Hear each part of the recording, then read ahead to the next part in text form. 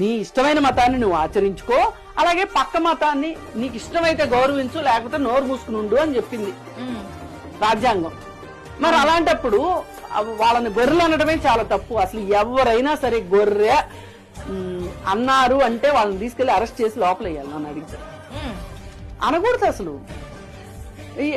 నీకెవరిచ్చారా హక్కు? ఈ దేశంలో హిందువులు ఎక్కువ ఉన్నంత మాత్రాన మీరు వేరే మతాన్ని, మైనారిటీ మతాలని ఇష్టం వచ్చినట్టు మాట్లాడే హక్కు మీకు లేదు. ఇక్కడ అసలు ఒక 2% ఆశ్రయించే పార్సీ మతం ఉంది మన దేశంలో. ఇంకొంచెం ఎక్కువ శాతం ఆచరించే సిక్కు మతం ఉంది. మీరు ఎలా మాట్లాడతారు మీకంటే తక్కువ మతం గురించి?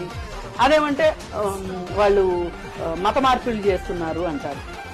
మత మార్పిళ్ళు వాళ్ళకి ఇష్టమయ్యే వెళ్తారు కదా మతంలోకి. ఎవరికైనా గొంతు మీద కత్తి పెట్టి మతం మారమని అడుగుతారా ఎవరన్నా? లేదు.